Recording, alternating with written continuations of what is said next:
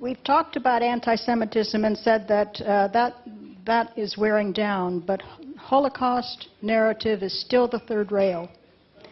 No one dares touch that. Yet it is taught in our schools, in our public schools, in our taxpayer-supported schools. We may not oppose it. It is a quasi-religious dogma. I consider that a violation of constitutional rights. It's a state enforcement of a religious dogma. In this very room, with respect, Mr. Braunfeld, you mentioned that Nazism was an impetus for Zionism. I think the chronology shows exactly the opposite. Chaim Weizmann was working with the British during World War I and achieved a major triumph, and these are words from Edwin Black's transfer agreement. The Zionists returned from Versailles with a dual triumph. Germany lost out at Versailles. Phil Weiss mentioned Judy Rudoran's comment of the Nazi boycott of Jews. That lasted for one day, on April 1st, 1933. The Jews declared war on Germany on March 24, 1933, and that lasted for 7 years. All right,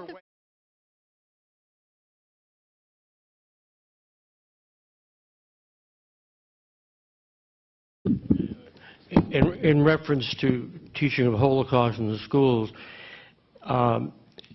this is a situation in which much more time is spent teaching about the Holocaust that happened in Europe than what the genocide against the Native Americans in this country. I happen to have been a school teacher, and I substitute still in the schools. There are programs in California. Every 8th grader gets weeks of Anne Frank, not only her diary, but all kinds of teaching material because it's provided by Jewish establishment. Then in the 9th grade, they all read Elie Wiesel, his book, The Night. This is in English. And then in history, it's even more. And yet, in the California curriculum, teachers are obliged to teach more about the Holocaust and a particular line than they are about the genocide of Native Americans. In the area where I lived, it took place in California. Also, the 400 years of slavery. And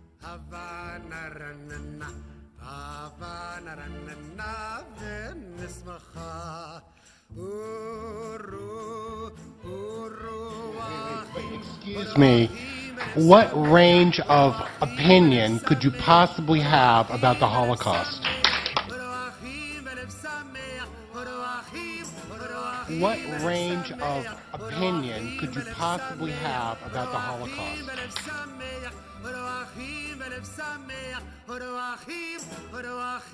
excuse me, it's not a question of range of opinion. It's a question of historical discussion. You're for it? You're against it? No. Excuse me. No, I'm talking about teaching in American schools about American history.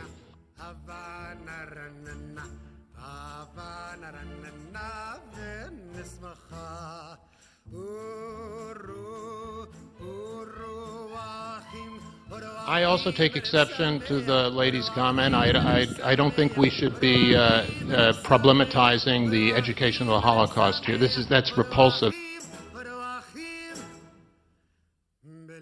That's repulsive.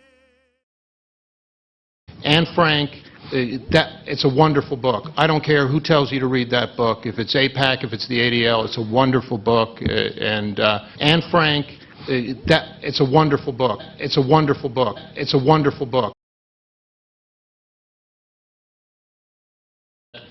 The West thought that incurred a debt toward the Jews from the Holocaust, and the Palestinians paid for that.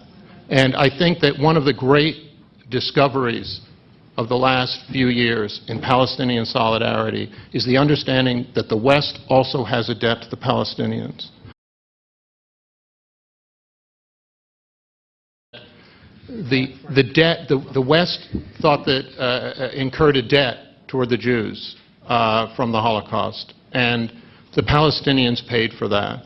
And I think that one of the great discoveries of the last few years in Palestinian solidarity is the understanding that the West also has a debt to the Palestinians.